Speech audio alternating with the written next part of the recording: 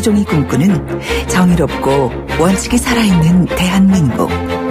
청취자 여러분과 함께 만들어가겠습니다.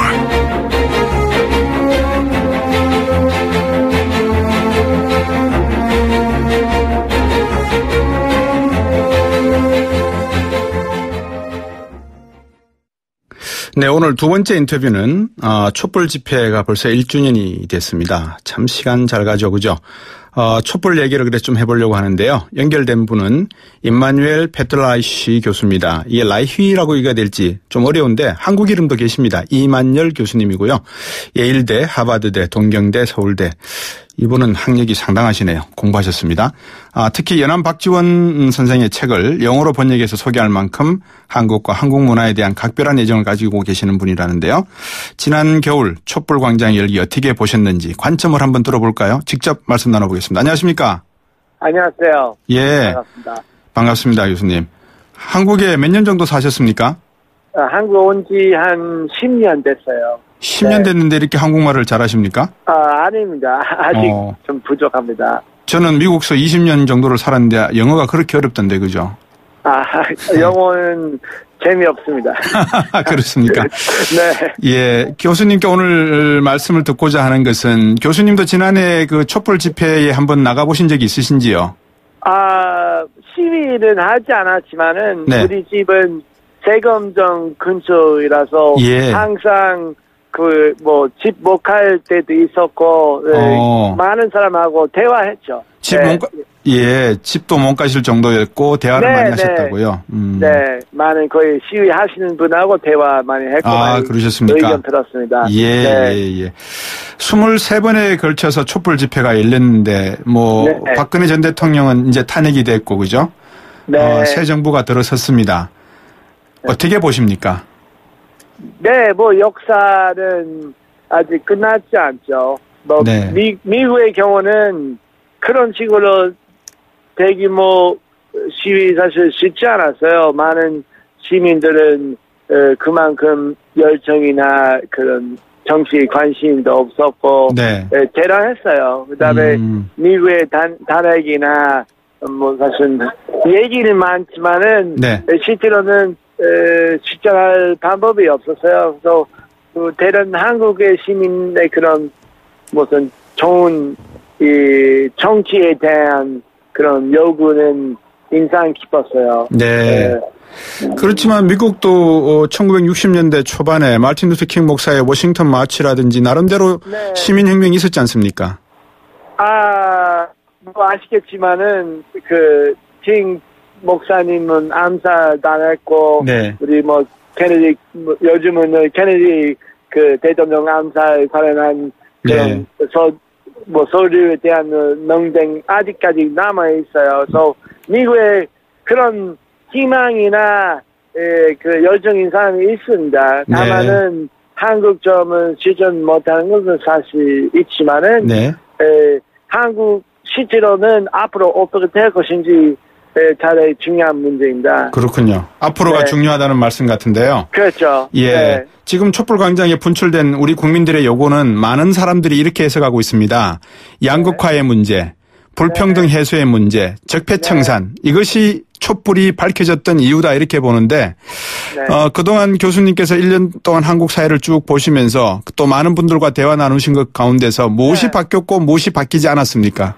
네, 그리고 뭐가 심해진지 그것도 얘기할 수 있고, 정권이 바뀌고, 그 다음에는 정치 자체는 상대적으로 투명하게 됐죠. 그래서 많은 정치인의 활동이, 대통령의 활동이 하나하나 다 기록되고 있고, 옛날처럼 그렇게 이상한 사업이나 사실 쉽지 하지 않습니다.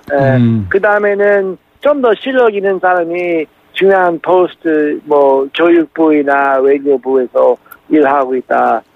그런 의미에서 높이 평가할 수 있습니다. 교수님, 말씀하십시오.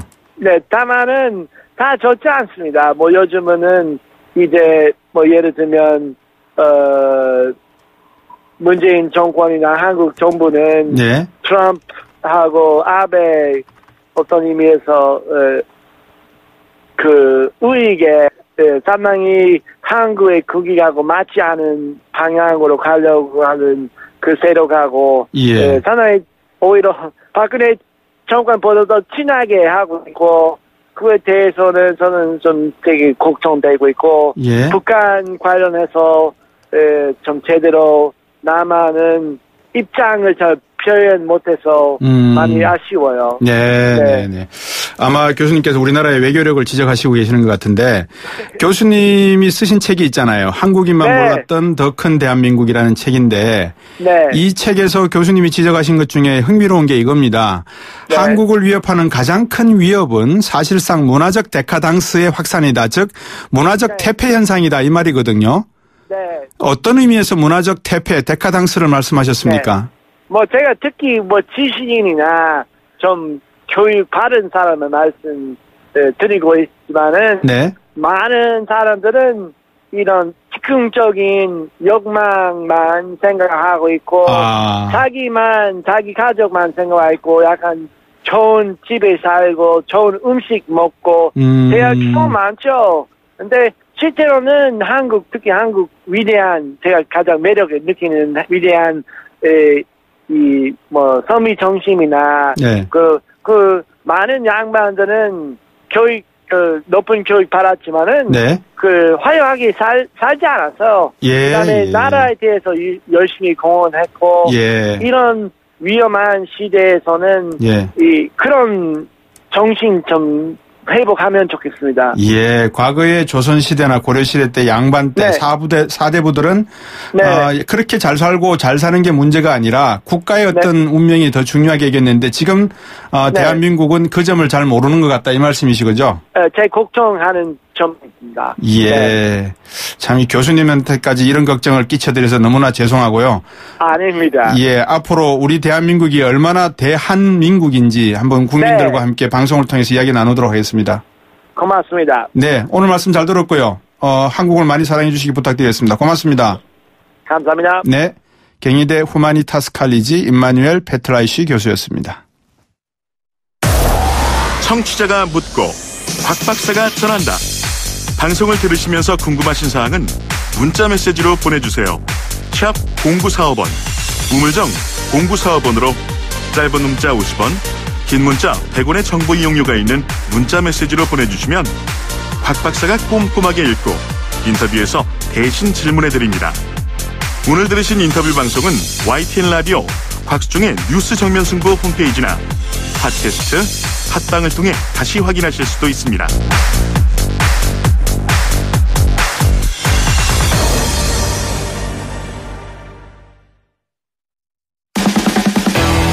돌려보고 비틀어보는 오늘의 이슈.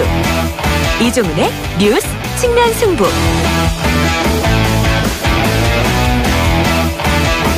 뉴스 측면 승부의 측면 승부사 이종훈 박사 오셨습니다. 안녕하십니까? 네, 안녕하세요. 오늘 이슈는 뭘 잡으셨습니까? 다스는 누구 겁니까? 누구 겁니까? 그러니까 말입니다. 다스 댓글놀이 요즘 많죠. 해시태그 많이 붙은 것 같은데. 그렇죠. 그 주진우 시사인 기자가 자신의 페이스북에 다스는 누구 것이죠? 라고 이제 이야기를 한 이후에 이게 이제 완전히 운동으로 지금 이제 비화가 돼가지고 다스 주인 찾기 운동. 이게 지금 벌어지고 있죠. 그래서 찾아드려야죠. 여기저기 그냥 댓글 다는 분들이 잊을만 하면 한 번씩 다스는 누구 겁니까? 라고 지금. 누구 겁니까 근데 진짜? 주인이 밝혀졌습니까? 아직 안 밝혀졌죠. 아, 그렇습니까? 네. 공식적으로는 이명박 전 대통령의 큰형 이상은 씨 소유로 지금 돼 있지 않습니까? 그런데 최근에 그 이명박 전 대통령의 아들 이시영 씨가 중국 현지법인 4곳의 대표로 이렇게 선임이 되면서 이거 다시 실소유주가 이 전 대통령 아니냐 이런 의혹이 불거지고 있는 거고요. 그러니까 이상은 씨가 아들이 없으면 몰라도 아들이 있습니다. 아들이 있는데 그러니까 대주주라면 당연히 그 아들한테 물려줘야 하는데 갑자기 이렇게 이시영 씨한테 대표직을 물려주고 뭐 이런 일이 벌어지니까 다시 이런 의혹이 좀 불거지고 있는 거고요. 그런데 이런 속에 오늘 이명박 전 대통령 측이 네이버 쪽에 아들 이시영 씨 인물 정보에서 삭제를 해달라. 이렇게 요청한 것이 알려졌습니다. 실제로도 지금 검색이 안 돼요. 그래서 또다시 지금 관심을 받고 있는 그런 상황입니다. 그 형님들은 상자 돌림인 것 같아서 이상은 이상득 이러시는데 왜 이분은 이명박입니까? 그것까지는 잘 모르겠는데요. 예. 네. 궁금해서 여쭤봤습니다. 그거 다음번에 확인해서 알려드릴까요? 예, 궁금합니다. 네. 네이버 측이 받아들였나요, 그러면? 예, 네이버 측이 이제 이걸 받아들였다 그래요. 그러니까 이 인물정보 서비스는 자기 정보 통제권을 인정해준다. 그래서 이제 본인이 그렇죠, 삭제를 그렇죠. 원한다면 예. 이유를 불문하고 뭐 삭제를 좀 진행하고 있다 이렇게 설명을 했어요. 예. 그런데 아무리 그렇더라도 그러니까 이명박 전 대통령 정도면 공인 아닙니까? 공인이시죠. 예, 그 자녀들도 공인이라고 봐야 되겠죠. 그렇게 봐야죠. 예, 그런데 인물 정보에 이렇게 아예 이름까지 안 나온다? 예를 들어서 이명박 이렇게 검색을 하게 되면 이명박 전 대통령이 딱 뜰 거 아니에요? 그럼 통상적으로 이제 전직 대통령 그 뭐 가족 관계 쫙 이렇게 뜨는데 지금 아예 안 뜬다는 겁니다. 그게. 그리고 이시영 이렇게 검색을 해도 아예 뭐 정보가 뜨지 않고 그런 상황이라 그럽니다. 그 개인에 대한 그러니까는 뭐라 그럴까요? 정확하지 않은 내용을 가지고 자꾸 이렇게 이제 말을 만들어가는 일이 벌어지면은 어떤 조치를 취해야 되는 건 맞는 거죠, 그죠? 그렇지 않습니까? 네. 근데 이제 공인이기 때문에 그러한 불편을 감수해야 될 필요성도 있는 거죠. 네, 그런 거죠. 예. 그런데다가 통상적으로 뭐 전직 대통령들 또는 뭐 하여튼 좀 약간 이름 있는 그런 뭐 정치인이라든가 관료라든가 기업인이라든가 이런 경우는 가족 관계는 기본으로 이렇게 다 공개가 돼 있잖아요. 그렇죠?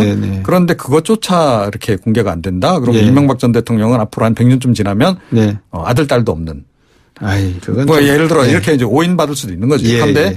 그런데 이제 문제는 왜 삭제를 그럼 요청했냐. 왜 요청했어요? 이겁니다. 그러니까 역시 이 실소유주 논란, 사드 관련한 다스 관련한 그런 실소유주 논란이 계속 이니까 이것 때문에 부담스러워서 이 아들 이름이 자꾸 거론되는 거를 피하기 위해서 그랬던 거 아니냐라고 하는 이제 추측이 지금 나오는 거 아니고요. 나오고 있는 상황이고요. 그러다 보니까 일각에서는 야, 뭔가 좀 이렇게 좀 캥기는 구석이 좀 있긴 한가 보다. 글쎄요. 뭐 이런 얘기도 이제 함께 더불어서 나오는 상황이 된 거죠. 참 이 역대 대통령들께서 참 안타까운 일이 많네요. 과거에 유령 직원 논란도 있었다면서요? 예, 그렇습니다. 2007년 11월 그러니까 이제 이명박 전 대통령이 되기 직전. 그러니까 한참 이제 대선 국면에서 그 지금 이제 여당이죠. 강기정 그 당시 대통합 민주신당 의원이 대정부 질문을 하면서 이 대선 후보 이명박 씨 자녀가 유령 직원이다. 그래서 이명박 전 대통령이 운영하던 그 당시 회사에 그냥 이름만 등록이 돼 있고 월급만 타간다라고 문제 제기를 한 적이 한 번 있습니다.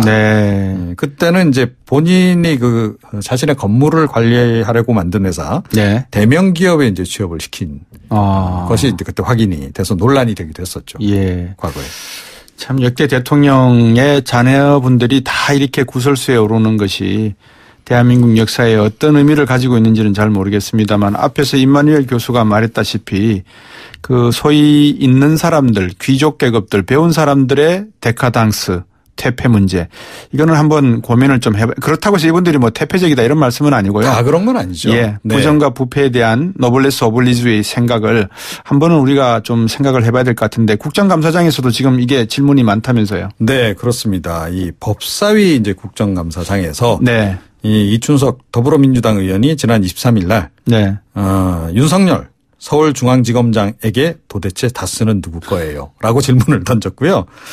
여기에 대해서 이제 윤 지검장은 이거 확인하겠다라고 이제 얘기는 했습니다. 또 오늘은 이제 노회찬 정의당 의원이 국회 이제 마찬가지 법사위 이 대검찰청에 대한 국정감사 과정에서 문무일 검찰총장에게 또 똑같은 질문을 했습니다. 다스는 누구 겁니까? 여기에 대해서 이제 문 총장은 수사하고 있기 때문에 수사 과정에서 밝혀지리라 기대한다. 원칙적인 언급만 이렇게 한 상태죠. 수사의 과정이 있다 그러면 누가 고소를 했다는 이야기인가요? 아니면 어떤 뭐 비리가 잡혔다는 건가요? 지금 뭐 이런저런 고소고발이 지금 많이 들어와 있고 또 관련 제보들도 많이 지금 들어간다 그러죠. 그렇군요. 윤석열 지검장이 지난번에 좀 그렇게 이야기하긴 했습니다. 오늘 말씀 잘 들었습니다. 고맙습니다. 측면승부 이종훈 박사였습니다. YTN 7시 뉴스 듣고 3부로 오겠습니다.